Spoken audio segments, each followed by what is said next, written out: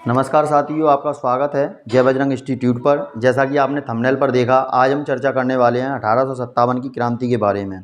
तो ये क्रांति आपको 2 मिनट में पहले इसकी हुक दे दूं वीडियो की, क्या है कि इसको हम माइंड मैप द्वारा समझेंगे। कोई मैं किसी प्रकार का लिखकर आपके लिए वर्णन नहीं बढ़ाऊँगा, ठीक है। इसमें यहाँ पर आपके लिए मैंने जो माइंड मैप तैयार किया है, ये माइंड मैप सिर्फ आपको एग्ज़ाम की दृष्टि से तैयार किया गया है, जिसके ज़रिए आप इस क्रांति को बहुत ही आसानी तरीके से सुनकर भी याद कर सकते हैं। और यदि आपको नोट्स बनाने हैं तो आप लिख सकते हैं। वैसे मेरा यहाँ तक मानना है कि जो चीज़ माइंड मैप के ज़रिए कवर की जा सकती है वह किसी के ज़रिए कवर नहीं की जा सकती। माइंड मैप एक ऐसा ज़रिया होता है कि कितना भी बड़ा टॉपिक हो उसको आप सीमित समय में माइंड मैप बनाकर अच्छे से कवर कर सकते हैं। तो नज़दीक आपका एमपी पुलिस हेड कांस्टेबल का एग्ज़ाम भी है, एमपीपीएससी का प्री भी 2026 है, जिसमें ये क्रांति अक्सर पूछी जाती है। तो इसके मैंने टुकड़े किए हैं, जैसे कि कारण है, भारत में है, मध्य प्रदेश में है, असफलता के कारण है, इसका महत्व क्या है और इसके परिणाम क्या क्या हुए हैं। तो जैसा कि आप यहाँ पर मैप देख रहे हैं, भारत में भी मैंने उन जगह को लोकेट किया है जहाँ पर ये क्रांति भड़की थी, और वहीं मध्य प्रदेश में भी उन जगह को मैंने लोकेट किया है जहाँ पर ये क्रांति भड़की थी। तो सबसे पहले हम जान लेते हैं, क्या 1857 की क्रांति एक दिन का सफ़र है? तो बिल्कुल नहीं, ये एक इस प्रकार का फोड़ा है जो धीरे धीरे बढ़ा और बाद में पकने के बाद एकदम फूट गया। हालांकि इस क्रांति को कोई सफलता नहीं मिली, लेकिन इस क्रांति ने नीचे से लेकर ऊपर तक सारे सिस्टम को हिलाकर रख दिया था। अंग्रेज भी इस समय काफ़ी इस क्रांति से बौखला गए थे। तो चलिए चलते हैं हम इस वीडियो पर, और आपकी चर्चा शुरू होती है यहाँ से सबसे पहले कारणों से। तो कारणों में सबसे पहले अपन बात कर लेते हैं भू राजस्व व्यवस्था की। तो जैसा कि मैंने आपको कई प्रकार की राजस्व व्यवस्था बताई है, जैसे कि इजारेदारी व्यवस्था, स्थायी बंदोबस्त व्यवस्था, रैयतवाड़ी व्यवस्था, महालवाड़ी व्यवस्था।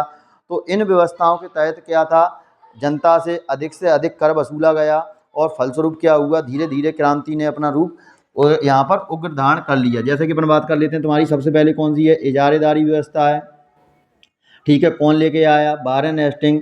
स्थायी बंदोबस्त व्यवस्था कॉर्नवालिस लेकर आए। रैयतवाड़ी व्यवस्था की अगर अपन बात करें, अलेक्जेंडर रीड और थॉमस मुनरो लेकर आए। महालवाड़ी व्यवस्था तुम्हारा कौन लेकर आया, हॉल्ट मैकेंजी तुम्हारे ये लेकर आए थे। राजनीतिक कारण की बात करें तो यहाँ पर क्या था, राजाओं की सबसे पहले अपन बात कर लेते हैं, लॉर्ड बेलेजली की जबरन सहायक संधि राजाओं पर थोपी गई, और उनके यहाँ अंग्रेजी सेना को रखना स्वीकारा भारतीय राजाओं ने, और उनकी बाध्यता खत्म हो गई। और जैसे अपन बात कर लेते हैं, जैसे अवध, तुमने देखा होगा पुराने में लेक्चर में, शुजाउद्दौला जो कि मीर कासिम को शरण देता है, और इससे इलाहाबाद और कड़े जिले छीने जाते हैं, और अवध को बफर स्टेट बनाया जाता है, और यहाँ पर अंग्रेजी सेना रखना स्वीकार किया था, और इनसे 90 लाख रुपए का टैक्स लिया जाता है जुर्माना के रूप में। तो यहाँ पर क्या था, भारतीय राजाओं की स्वतंत्रता बाधित हो गई, क्योंकि यदि अंग्रेजी सेना रहेगी तो कहीं ना कहीं अगर भारतीय राजा कोई योजना बनाएंगे तो उनकी खबर अंग्रेजी सेना के जरिए अंग्रेज़ों के पास पहुंच जाएगी। इसी प्रकार यहाँ पर राजनीतिक में अगर अपन आगे देखें तो यहाँ पर सबसे पहले अगर अपन देखें, राज्य हड़प नीति का एक सिद्धांत आता है, जिसमें तुम्हारा डलहौजी आते हैं, और डलहौजी की राज्य हड़प नीति के अंतर्गत कई राज्यों को हड़पा गया। कई बार एग्जाम में क्वेश्चन बनते हैं कि डलहौजी की राज्य हड़प नीति के द्वारा सबसे पहला हड़पा गया राज्य कौन सा था, सबसे अंतिम राज्य कौन सा था। तो जो राज्य हड़पे गए हैं उनके लिए भी मैंने यहाँ पर एक ट्रिक बनाई है, और वो ट्रिक है आपकी क्या, तारापुर के घाट पर। क्या ट्रिक है, तारापुर और संबलपुर के घाट पर। तारापुर और संबलपुर के घाट पर, जहाँ सूर्योदय के दौरान, कब, सूर्योदय के दौरान झांसी ने नाग का वध किया। झांसी ने नाग का वध किया। झांसी ने नाग का वध किया। तो इस ट्रिक के माध्यम से आप पूरे जो राज्य हैं जो डलहौजी की हड़प नीति के अंतर्गत हड़पे गए थे, उन राज्यों को आप यहाँ पर कवर कर सकते हैं। जैसा कि अपन बात करें, तारापुर 1848 में हड़पा गया, संबलपुर आपका 1849 में हड़पा गया, ठीक है। बघाट की अगर अपन बात करें, घाट से बघाट हो जाएगा 1850 में हड़पा गया। सूर्योदय से हो जाएगा आपका उदयपुर, यह 1852 में हड़पा गया। वहीं अपन बात करें झांसी से तुम्हारा हो जाएगा झांसी, जो कि 1853 में हड़पा गया, और नाग से तुम्हारा हो जाएगा नागपुर, 1854 में हड़पा गया, ठीक है। और कावध से तुम्हारा हो जाएगा करौली, जो कि 1855 में हड़पा गया। बध से तुम्हारा अवध हो जाएगा, जो कि 1856 में आउट ड्रम की रिपोर्ट के आधार पर लॉर्ड बेलेजली ने वाजिद अली से तुम्हारा अवध को हड़प लिया था। तो यहाँ पर ये तुम्हारे क्या होगा, राजनीतिक कारण हो गए और इनके अंतर्गत कौन कौन से राज्य झड़पे गए थे उनको भी अपन ने देख लिया। प्रशासनिक और सामाजिक धार्मिक कारण की अगर अपन बात करें तो प्रशासनिक कारण में कर्नाटक और तंजौर के नवाबों की उपाधियां छीन ली गईं, मुगलों से लाल किला छीना गया और मुगलों का सम्राट पद आपका समाप्त कर दिया गया।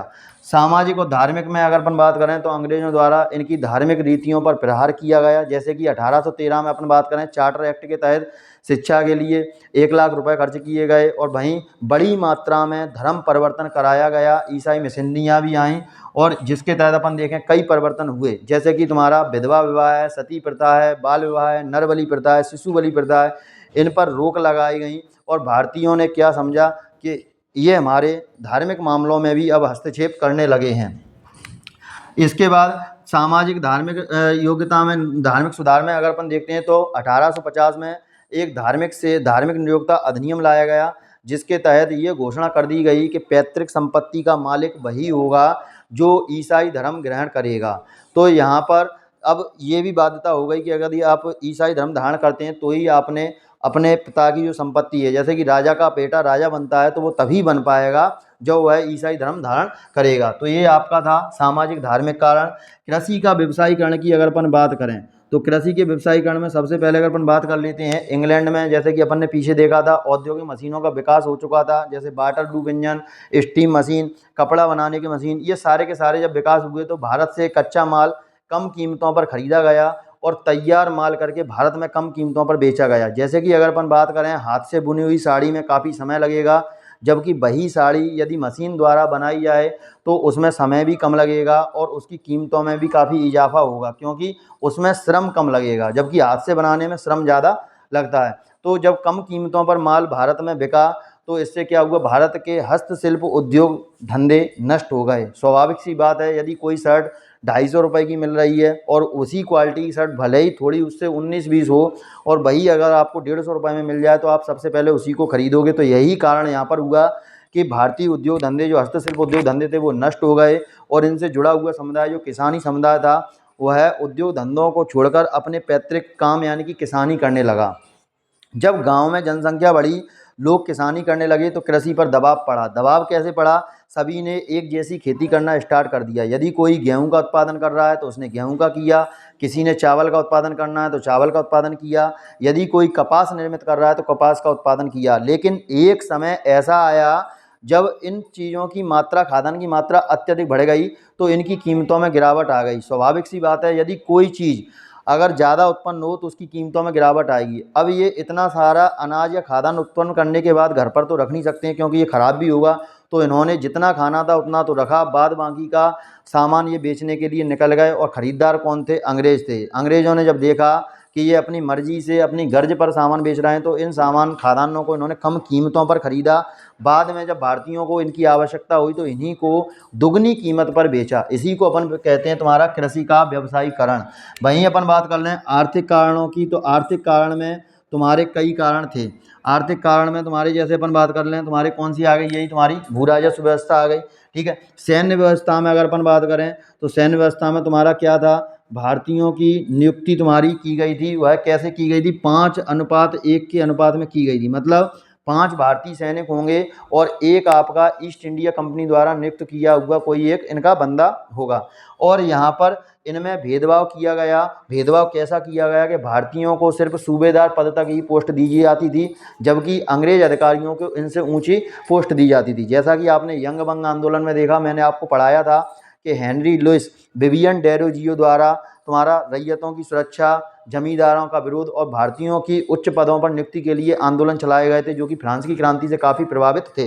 तो यहाँ पर भारतीयों के पद चिन्ह पहनने तक पर भी रोक लगा दी। मतलब अपने धार्मिक हिंदू रीति रिवाज के अनुसार यदि अपन किसी प्रकार का ताबीज़ वगैरह पहनते हैं तो ये चिन्ह भी उन्होंने प्रतिबंध लगा दिया कि आप ऐसे कोई लॉकेट वगैरह नहीं पहनेंगे। वहीं अपन बात कर लें सामान्य सेवा भर्ती अधिनियम इनके द्वारा जारी किया गया। इस अधिनियम के तहत क्या था, समुद्र पार आपको लड़ाई करने के लिए जाना पड़ेगा, लेकिन भारतीय नहीं गए। कारण क्या था, समुद्र पार जाएंगे तो नॉनवेज वहाँ पर मिलता है और भारतीय शाकाहारी थे, तो इस वजह से इनका धर्म नष्ट हो जाएगा, इस वजह से ये नहीं गए। फिर अपन बात कर लेते हैं बी औद्योगिकरण। तो आपने 2 युद्ध देखे होंगे, एक था आपका प्लासी का युद्ध और एक था आपका बक्सर का युद्ध। कौन सा युद्ध? बक्सर का युद्ध। ये कब हुआ? 23 जून 1757 को हुआ। वहीं अगर अपन बात कर लें दूसरा, ये तुम्हारा 22 अक्टूबर 1764 को ये युद्ध हुआ। तो अंग्रेजों के आने से पहले जो उद्योग धंधे चल रहे थे वो इन युद्धों के बाद उन धंधों का भी विनाश हो गया। रेलवे के विकास की अगर अपन बात करें तो भारतीयों के हित में बिल्कुल नहीं था।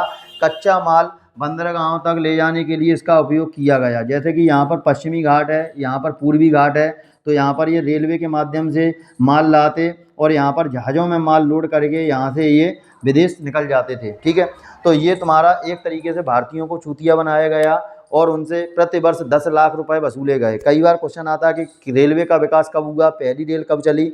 तो पहली जो रेल थी हमारी 1853 से मुंबई से ठाणे के बीच में चली थी। इसकी लंबाई 34 किलोमीटर थी और लॉर्ड डलहौजी के समय में ये चली थी। रेल लाइन सबसे पहले कलकत्ता से रानीगंज के लिए बिछाई गई और सबसे ज़्यादा रेलवे का विकास अगर बात करें तो 1903 में लॉर्ड कर्जन के समय में हुआ था। तो कुल मिलाकर रेलवे का विकास भारतीयों के हित में नहीं था। तो ये थे तुम्हारे कुछ कारण जिनसे जाकर ये क्रांति तुम्हारी उत्पन्न हुई थी। अब अपन बात कर लेते हैं भारत में मुख्य कारण क्या था। तो भारत में मुख्य कारण था जो एनफील्ड राइफल हैं उनकी जगह, ब्राउन बेस राइफल्स की जगह एनफील्ड राइफल को शामिल किया गया सेना में। अब इनसे दिक्कत क्या थी? तो दिक्कत ये थी जो एनफील्ड राइफल थी उनमें चर्बी वाले कारतूसों का उपयोग किया गया। चर्बी किसकी थी? गाय और सूअर की चर्बी थी और भारतीय सेना में शामिल थे और उनका ये धर्म भ्रष्ट करने का एक तरीके से तरीका था ताकि उनका धर्म किसी तरीके से भ्रष्ट किया जा सके। लेकिन इनका गाय चर्बी लगाने का मुख्य उद्देश्य ये भी था कि जो कारतूस के अंदर बारूद भरी जाती है तो वो क्या है, जानवरों की खाल में गर्मी होती है जिस वजह से बारूद में नमी नहीं पहुंचेगी और कारतूस अच्छे से चलेगा। तो इस वजह से भी ये प्रयोग किया गया था। लेकिन जब ये बात मंगल पांडे को चली जो कि 34वीं बटालियन बंगाल की नेटिव इन्फेंट्री रेजिमेंट सेना में शामिल थे, तो उन्होंने लेफ्टिनेंट बाग और मेजर सॉर्जेंट की हत्या कर दी, जिसके फलस्वरूप अंग्रेजों ने उनको 29 मार्च और एक तारीख और मिलती है 8 अप्रैल, दोनों ही तारीख आपको याद रखनी है। 29 मार्च या 8 अप्रैल 1857 को मंगल पांडे को फांसी दे दी जाती है। कई बार लोग कहते हैं कि 1857 की क्रांति की डेट क्या है, तो 29 मार्च को ही बताते हैं, जो कि बिल्कुल नहीं है, क्योंकि 10 मई 1857 से यह क्रांति आपकी मेरठ छावनी से पूरे भारत में फैल गई थी। यही इसकी वास्तविक डेट है। अब अपन बात कर लें, इस समय भारतीयों के पास कोई टेलीफोन सुविधा तो थी नहीं या मोबाइल सुविधा नहीं थी जिससे वो फ़ोन करके बता दें कि आपको इस क्रांति से जुड़ना है। तो इस क्रांति का एक प्रतीक चिन्ह था, जिसे अपन बात करते हैं उसका प्रतीक चिन्ह क्या था? इसका कमल और रोटी। क्या प्रतीक चिन्ह था? कमल और रोटी इस क्रांति का प्रतीक चिन्ह था। कमल का फूल और रोटियां साथ में जाती थीं जिससे पता चल जाता था सामने वाले बंदे को किस क्रांति से जुड़ना है। अब यहाँ पर क्या हुआ था, 10 मई से तुम्हारे पूरे भारत में क्रांति मेरठ छावनी से पूरे भारत में फैल गई। इसके बाद 11 मई को सैनिक तुम्हारे कहाँ पहुँचते हैं? दिल्ली पहुँचते हैं और दिल्ली में बहादुर शाह द्वितीय, जो कि जफर के नाम से जाने जाते हैं, उनको अपना सम्राट नियुक्त करते हैं। 12 तारीख को इन्होंने सम्राट नियुक्त कर लिया और इनका सम्राट जो था बहादुर शाह द्वितीय, इनका सेनापति रहता है वक्त खां, जो दिल्ली से इस क्रांति का नेतृत्व कर रहा होता है। बाद में हम देखते हैं कि निकलसन, हडसन और एक व्यक्ति और है लॉरेंस, जिसकी सहायता से हुमायूं के मकबरे में दिल्ली से बहादुर शाह जफर को उनके बेटों के साथ गिरफ्तार किया जाता है। बाद में इनको रंगून भेज दिया जाता है, जहां पर हम देखते हैं कि 1862 में इनकी क्या हो जाती है? मृत्यु हो जाती है। इसके बाद इस विद्रोह में आगे अपन चलते हैं तो निकलसन, हडसन और लॉरेंस भी मारे जाते हैं। और इसमें फिर अपन देखें कि कई बार क्वेश्चन बनता है कि इस समय शासन किसका था, तो इस समय शासन महारानी विक्टोरिया का था, जिसे क्राउन का शासन या ताजपोशी शासन भी कहते हैं। इस समय इंग्लैंड के प्रधानमंत्री पार्म स्टोन थे और भारत का गवर्नर जनरल लॉर्ड कैनिंग था। अगर क्वेश्चन आए कि भारत का अंतिम गवर्नर जनरल कौन था, तो ये लॉर्ड कैनिंग ही था। इसके बाद इस पोस्ट का नाम चेंज हुआ और भारत का वायसराय बना। दरअसल जो गवर्नर जनरल या वायसराय पोस्ट है, जो आज वर्तमान में राष्ट्रपति का पद है, ये इसी पोस्ट का पुराना नाम हुआ करता था। बाद में 1858 के अधिनियम के तहत हम देखते हैं कि इस पोस्ट का नाम चेंज होकर भारत का वायसराय बनता है और भारत का वायसराय बनने वाला पहला व्यक्ति भी लॉर्ड कैनिंग ही था। अब हम बात करते हैं कि सबसे पहले क्रांति तुम्हारी भारत में कहाँ भड़की। तो सबसे पहले क्रांति भारत में आपकी भड़कती है तुम्हारी लखनऊ में, और लखनऊ में तुम्हारा बेगम हजरत महल नेतृत्व कर रही होती हैं। इनका पुत्र रहता है ब्राजिश कादिर और इनकी सहायता करते हैं आपके नाना साहब। नाना साहब कौन हैं? तो जैसा कि आपने पेशवा में पढ़ा था, बाजीराव द्वितीय के पुत्र हैं, जिन्हें धोंदू पंत कहा जाता है और या नाना साहब भी कहा जाता है।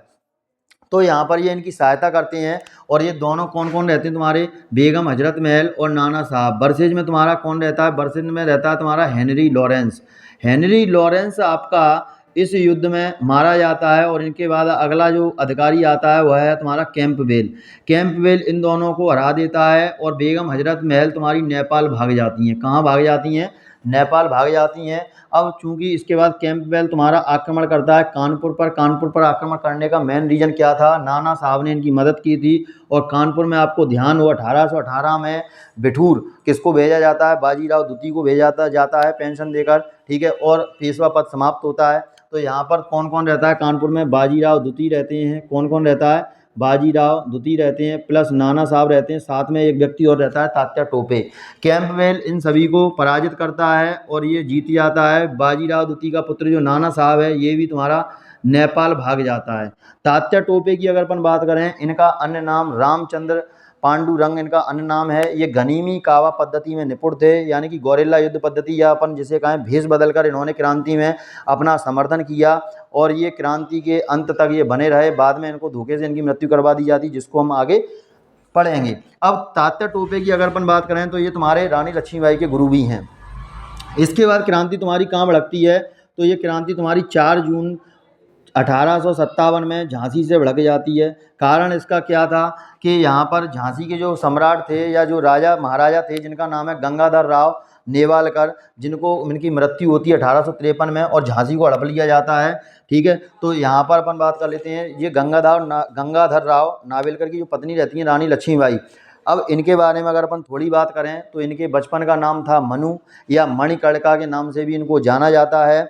और इनके जो गुरु थे वो कौन थे, तात्या टोपे थे, ठीक है। अब यहाँ पर क्या होता है, इनका राज्य हड़प क्यों लिया गया था, डलहौजी की जो हड़प नीति थी, डॉक्ट्रिन ऑफ लैप्स नीति, तो इसके अंतर्गत क्या था, जिन व्यक्तियों के या जिन राजाओं के खुद के स्वयं पुत्र नहीं है, गोद लिए हुए पुत्र हैं जिन्हें दत्तक पुत्र कहते हैं, और उन पुत्रों को तुम्हारा क्या था, उत्तराधिकारी घोषित नहीं किया गया था। तो इनका पुत्र दत्तक पुत्र कौन था, महारानी लक्ष्मीबाई का दामोदर राव इनका तुम्हारा दत्तक पुत्र था। वहीं अपन बात कर लेते हैं, इनकी सेना में एक व्यक्ति शामिल रहता है जिसका नाम रहता है पूरन कोली। पूरन कोली की पत्नी रहती हैं तुम्हारी कौन, झलकारी बाई, जो हूबहू रानी लक्ष्मीबाई की हमशक्ल रहती हैं। ये दुर्गा अष्टमी के दिन दुर्गा मंदिर में पूजा में मिलती हैं और दुर्गा सेना में रानी लक्ष्मीबाई इनको शामिल कर लेती हैं। बाद में अपन देखते हैं कि लक्ष्मीबाई जब विरोध करती हैं, तुम्हारा विद्रोह करती हैं, तो रानी लक्ष्मीबाई के वर्सेज में तुम्हारा कौन रहता है, ह्यूरोज नाम का एक अंग्रेज अधिकारी रहता है।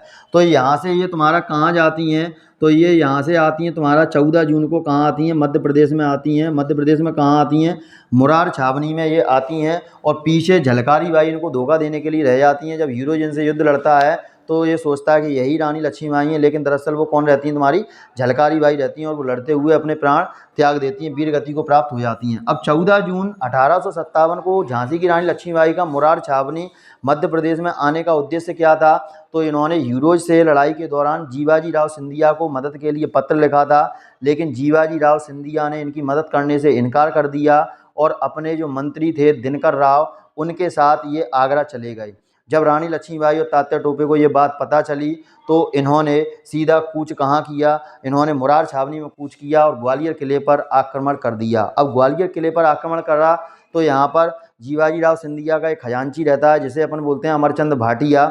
इसने खजाने की चाबी तात्या टोपे और रानी लक्ष्मीबाई को सौंप दी और कहा आपको जो करना है वो करो, लेकिन मेरे को छोड़ दो। तो यहाँ पर इन्होंने अमरचंद भाटिया ने इनको चाबी सौंप दी। अब यहीं पर बात करते हैं जो रानी लक्ष्मीबाई हैं, तो रानी लक्ष्मीबाई तुम्हारा 2 व्यक्ति और हैं, एक हैं तुम्हारे बख्तवली, ठीक है, और एक हैं तुम्हारे मर्दन सिंह, भानपुर के जो राजा हैं। इनके साथ मिलकर ये कहाँ जाती हैं, सागर के किले पर तुम्हारा आक्रमण करते हैं। सागर में अगर अपन बात करें, बख्तवली का सेनापति रहता है बोधन दऊगा, जो सागर के किले पर तुम्हारा आक्रमण करता है। कई बार प्रश्न भी आया है कि बोधन दऊगा कौन था, तो बोधन दऊगा बख्तवली का सेनापति था जिसने सागर के किले पर आक्रमण किया था। लड़ते लड़ते रानी लक्ष्मीबाई अगर अपन बात करें तो 18 जून, कब तुम्हारी 18 जून 1858 को वीर गति को प्राप्त हो जाती हैं, जैसा कि आप सभी को पता है।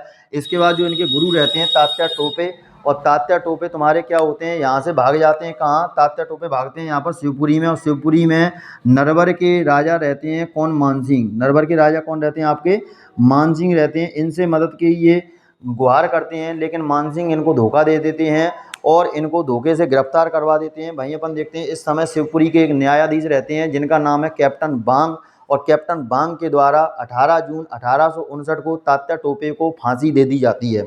ठीक है, अगला अपन बात कर लेते हैं बिहार में। तो बिहार में जगदीशपुर से क्रांति भड़कती है। कहाँ से भड़कती है? जगदीशपुर से क्रांति भड़कती है। और यहाँ पर तुम्हारे सबसे पहले कौन रहते हैं? कुंवर सिंह रहते हैं। और कुंवर सिंह की मृत्यु के बाद तुम्हारे आते हैं अमर सिंह। और ये लड़ते किससे हैं? तो अमर सिंह की बात करें तो ये तुम्हारे दो व्यक्तियों से लड़ते हैं जो अधिकारी हैं अंग्रेज। उनका नाम है, एक का नाम है तुम्हारा विलियम टेलर, ठीक है, और दूसरे का नाम है विंसेंट अय्यर। क्या नाम है दूसरे का? विंसेंट अय्यर। और ये विंसेंट अय्यर और विलियम टेलर ये दोनों जीतते हैं और ये हार जाते हैं। इसके बाद अगर अपन बात करें यहाँ पर फैजाबाद में क्रांति भड़कती है। फैजाबाद में कहाँ? अयोध्या में। यहाँ पर एक मौलवी रहते हैं और उन मौलवी का नाम है अहमदुल्ला। क्या नाम है मौलवी का? अहमदुल्ला इनका मौलवी का नाम है। इन्होंने अंग्रेज़ों के प्रति जिहाद का नारा दिया और एक फतवा जारी किया। फतवा एक प्रकार का धार्मिक मत है जिसको इनसे जुड़े हुए समुदाय लोगों के लिए इन्होंने भेजा। यदि मानना है तो मानिए, कोई इस पर दबाव नहीं था। फतवा जारी करने वाले को मुफ्ती कहा जाता है। इलाहाबाद में फिर अपन देखते हैं तो इलाहाबाद में क्रांति जब भड़कती है तो इलाहाबाद में जो कौन रहता है? मौलवी यहाँ पर रहते हैं लियाकत अली। कौन रहते हैं यहाँ पर? मौलवी लियाकत अली यहाँ पर इलाहाबाद में तुम्हारे रहते हैं। अब बनारस में बात करें तो बनारस में सामान्य जनता ने नेतृत्व किया। यहाँ पर अंग्रेज इतने निर्दयी थे कि इसमें शामिल महिला और बच्चों को भी इन्होंने नहीं छोड़ा। महिला बच्चों को फांसी की सज़ा दे दी। एक क्वेश्चन कई बार आता है कि फैजाबाद में अयोध्या से जो क्रांति हुई इसका आंखों देखा वर्णन किसने किया? तो माइकल रसेल द्वारा फैजाबाद में अयोध्या में क्रांति जो हुई उसका वर्णन किया गया था। बनारस में किसने किया? सामान्य जनता द्वारा किया गया। और महिला बच्चों को इसमें क्या दे दी गई? फांसी दे दी गई। बरेली में बात करें तो बरेली में तुम्हारे खान बहादुर खान थे। इनको जनता ने अपना नवाब नियुक्त किया लेकिन अंग्रेज़ों ने बाद में इनको पकड़कर फांसी दे दी। असम में बात करें तो असम में नेतृत्व आपका मनी राम दत्त द्वारा किया गया, जिनको तुम्हारा अंग्रेज़ों द्वारा पकड़कर कलकत्ता में फांसी दी गई। राजस्थान में दो व्यक्ति थे, एक थे आपके जयदयाल और एक हरदयाल। इन दोनों व्यक्तियों ने यहाँ से नेतृत्व किया। और जम्मू कश्मीर की अपन बात करें तो जम्मू कश्मीर से तुम्हारे कौन थे? गुलाब सिंह थे। जम्मू कश्मीर से कौन थे तुम्हारे? गुलाब सिंह थे। ये गुलाब सिंह भाई हैं जो हमने पंजाब में रणजीत सिंह के यहाँ पर पढ़े थे, ठीक है। और इन्होंने तुम्हारा क्या, इनके कौन से वंश के थे? डोंगर वंश के थे, ठीक है। यूपी में एक जगह और आती है आपकी बागपत। कौन सी आती? बागपत। बागपत से नेतृत्व किसने किया? शाहमल ने किया। छोटा नागपुर से अगर अपन बात करें तो यहाँ से नेतृत्व गोलू नाम के एक व्यक्ति ने किया। उड़ीसा के संबलपुर में दो व्यक्ति थे, एक थे सुरेंद्र साई और एक थे राधा कृष्ण। नागपुर में नेतृत्व किसने किया? तो आपको ध्यान हो, पेशवा में 1817 में सीताबाड़ी या सीताबुल्डी की लड़ाई अप्पा साहेब भोंसले के साथ हुई थी, ठीक है। तो इस युद्ध के तहत तुम्हारा संधि की गई थी कि एक दूसरे के कार्य में हस्तक्षेप नहीं करेंगे, लेकिन बाद में 1854 को तुम्हारा नागपुर का ब्रिटिश साम्राज्य में विलय कर दिया गया, जिसके फलस्वरूप भी इस क्रांति ने जन्म लिया। अगला बात कर लेते हैं तुम्हारा नीमच। तो मध्य प्रदेश में तुम्हारा सबसे पहले क्रांति की अपन बात करें तो पहले नीमच पर अपन बाद में आएंगे। पहले मध्य प्रदेश के जो पहले शहीद हुए हैं उनका इतिहास जान लेते हैं और उनका नाम है कुंवर चैन सिंह।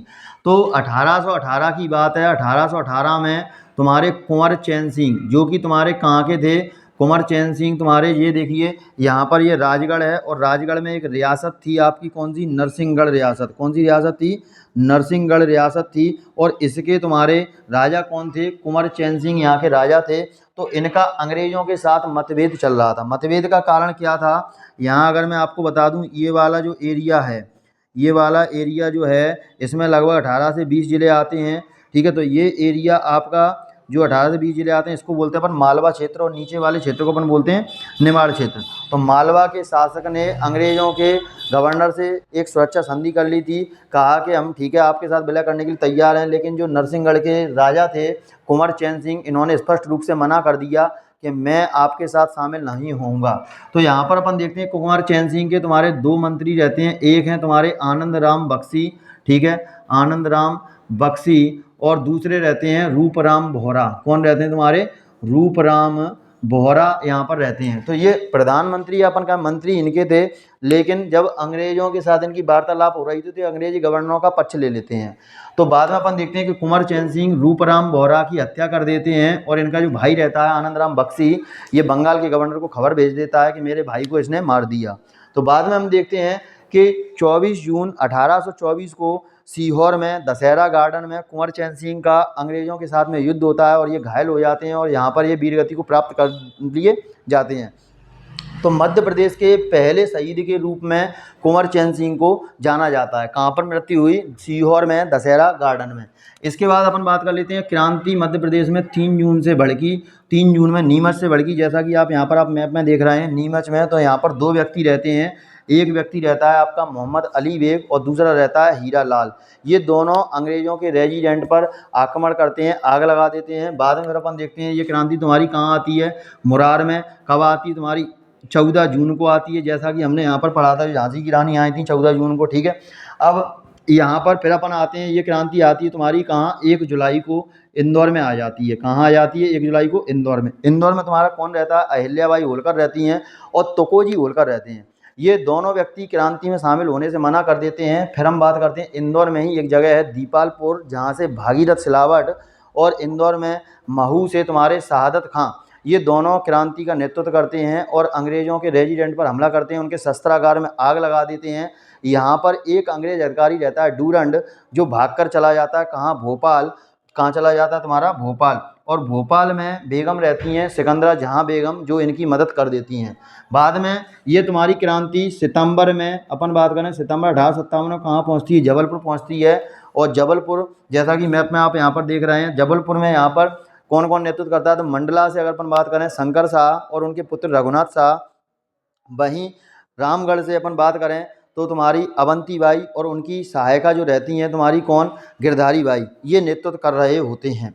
अब 1857 में ही शंकर शाह और रघुनाथ शाह अंग्रेज अधिकारी लॉर्ड क्लाइव के विरुद्ध क्या कर देते हैं? विद्रोह कर देते हैं। लॉर्ड क्लाइव इस विद्रोह की योजना जानने के लिए अपने चपरासी भद्दा सिंह को इनके दरबार में भेजते हैं। किनके दरबार में? शंकर शाह और रघुनाथ शाह के दरबार में।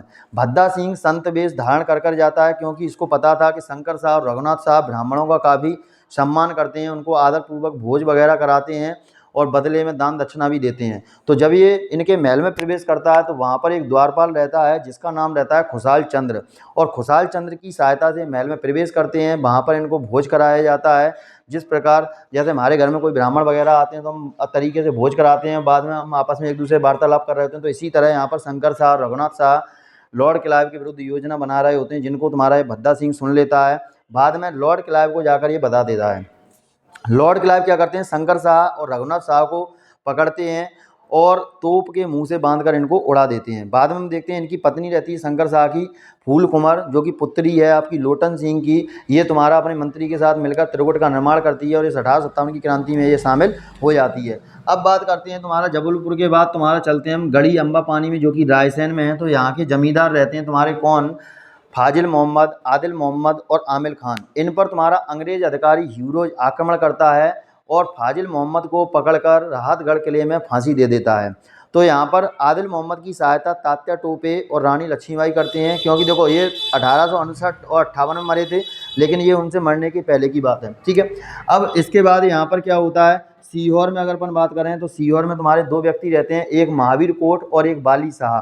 ये तुम्हारा एक सिपाही बहादुर परिषद या संघ की स्थापना करते हैं और इसकी जो बैठक मंत्री परिषद है, महावीर काउंसिल को उसको बनाते हैं। वहीं अपन बात करते हैं सागर से किसने तुम्हारा किया? तो सागर से शेख रमजान रहते हैं, जो इस क्रांति का नेतृत्व करते हैं। और सुहागपुर से गरुड़ सिंह, विजय राघवगढ़ कटनी से अगर अपन बात करें तुम्हारे सरयू प्रसाद, और देवास में बात करें तो देवास में दौलत सिंह, और देवास में ही एक जगह है आपकी राघवगढ़, यहाँ से राजा ठाकुर सिंह। और दमोह से किशोर सिंह, बालाघाट से चिन्ना पटेल, अमझेरा धार से तुम्हारे कौन? सदाशिव राव आमिन, और सेंधवा बड़वानी से खाजा नायक, भीमा नायक। महदपुर उज्जैन से तुम्हारे कौन आते हैं? रघुनाथ राव आ जाते हैं, रघुनाथ सिंह आ जाते हैं। और रीवा से तुम्हारे अगर अपन बात करें, रीवा के राजा रहते हैं तुम्हारे कौन? रघुराज सिंह। ये तुम्हारे अंग्रेजों से सुरक्षा संधि करते हैं, बदले में अंग्रेज इनको अमरकंटक और सोहागपुर वाला जो क्षेत्र है ये उपहार स्वरूप भेंट कर देते हैं। रघुराज सिंह जो कि भारतीयों की अंदर राजाओं से इन्होंने मदद की, जैसा कि अपन बात कर लेते हैं। रीवा के बाद तुम्हारा मनकहरी एक रियासत है, मनकहरी सतना में तुम्हारे रणमत सिंह एक राजा रहते हैं, जिनकी आंतरिक रूप से रघुराज सिंह मदद करते हैं। और ये तुम्हारा यहाँ पर वास्तविक रूप से मदद करते हैं, लेकिन आंतरिक रूप से मतलब ये हो गया कि अंग्रेज़ों को पता ना चल पाए और इनकी मदद कर दें। तो जो मनकहरी सतना के रणमत सिंह हैं, इनके बारे में अगर हम बात करें तो रणमत सिंह तुम्हारे पन्ना रियासत में, जैसा कि आप देख रहे हैं यहाँ पर पन्ना, तो पन्ना रियासत में एक छोटे से नौकरी कर रहे थे, लेकिन बाद में इनको सागर रेजिडेंट सेना में शामिल होने का मौका मिला। जब बाद में पता चला कि ये क्रांति मतलब भड़क रही है तो इन्होंने भी भाग लिया। इन्होंने 300 सैनिक लेकर अंग्रेज़ों के खिलाफ विद्रोह कर दिया। इनके सहयोगियों में अगर अपन बात करें, धीर सिंह, श्याम सिंह, लाल सिंह, पहलवान सिंह, लोचन सिंह आदि इनके सहयोगी थे। ये भारतीय रियासत के राजाओं को 2 चूड़ी और पत्र लिखकर भेजा करते थे। कौन? रणमत सिंह। इनका कहना था यदि क्रांति में शामिल होना है तो शामिल हो जाइए, वरना ये 2 चूड़ियाँ भेज रहा हूँ, आप इनको पहनिए और घर पर आराम से बैठिए। बाद में अंग्रेज़ों ने क्या किया, इनके साथ जो भी सहयोगी थे उनको पकड़ा और उनको पकड़कर फांसी दे दी। फिर अपन बात कर लेते हैं तुम्हारा पन्ना रियासत में, तो पन्ना रियासत में तुम्हारे फरजंद अली, लोकपाल और तुम्हारे लक्ष्मण सिंह दउआ ने मोर्चा संभाला, लेकिन अंग्रेज़ों ने इस विद्रोह को भी बुरी तरीके से कुचल दिया और बाद में इनके राज्यों को भी हड़प लिया गया। तो यहाँ पर अपन देखते हैं मध्य प्रदेश में इस जगह ये क्रांति भड़की, कौन कौन था ये अपन ने देख लिया। फिर अपन बात करते हैं इनकी असफलता के कारण। तो असफलता के कारण में अगर अपन बात करें, इनके पास कोई योग्य नेता नहीं था जो नेतृत्व कर सके।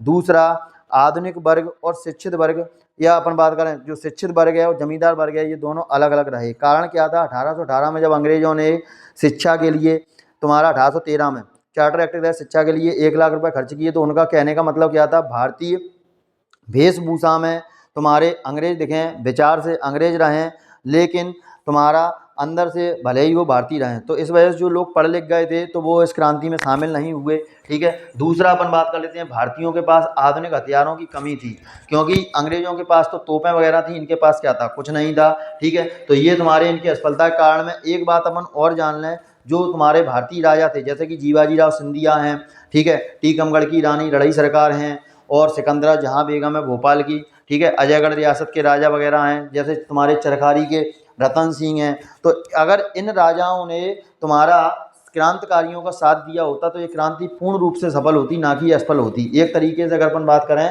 हमारे खुद के सिक्के अगर खोटे निकल जाएं तो इसका क्या कहना, तो यही कारण था इस क्रांति के असफल होने का। दूसरा, अपन महत्व की बात करें, पूरी रूप से यह विफल रही। सभी का सहयोग तो रहा, लेकिन सभी ने अपना अपना स्वार्थ देखा। अगर कोई राष्ट्रवाद की भावना इनमें अगर जागृत थी तो ये तरीके से अगर योग्य एक नेता चुनते तो ये क्रांति तुम्हारी कभी भी असफल नहीं होती। ठीक है। दूसरा, भारत में राष्ट्रवाद का उदय हुआ, भारतीय नेताओं की नीतियों में परिवर्तन आ गया। नीतियों में परिवर्तन कैसा, भारतीय नेता समझ चुके थे कि अगर आगे ऐसे कोई युद्ध की संभावना हुई तो हम सभी को मिलजुल कर एक रहना है और अपनी नीतियों को विस्तार पूर्वक तरीके से सफल बनाना है। परिणाम की बात करें तो यहाँ पर 1 नवंबर 1858 को इलाहाबाद में एक संयोग सम्मेलन आयोजित किया जाता है, जिसमें तुम्हारा लॉर्ड कैनिंग महारानी विक्टोरिया की घोषणा पत्र पढ़ता है, जिसमें लिखा होता है कि कैनिंग भारत का वायसराय होगा, भारतीयों की विलय नीति को त्याग दिया जाए, भारतीयों को गोद लेने का अधिकार दिया जाए। जैसा कि आपने देखा था कि जो दत्तक पुत्र थे और उनको गोद लेने नहीं दिया जाता था, अगर गोद लिए हुए पुत्र हैं तो उनको उत्तराधिकारी घोषित नहीं किया जा सकता था। तो ये भी इन्होंने घोषणा में कह दिया कि भारतीय गोद ले सकते हैं। ठीक है। और साथ ही अपना कोई भी मतलब जिस तरीके से कार्य चल रहे हैं वो आप आसानी से आप कर सकते हैं। तो ये थी आपकी 1857 की पूरी क्रांति, जिसको मैंने आपको शॉर्ट नोट्स के माध्यम से एक लेक्चर के माध्यम से बताया। यदि आपको ये क्रांति पसंद आती है और यहाँ आपको कंटेंट अगर अच्छा लगता है तो चैनल को लाइक कीजिए, शेयर कीजिए, सब्सक्राइब कीजिए। मिलते हैं अगले वीडियो में, तब तक के लिए जय हिंद, जय भारत।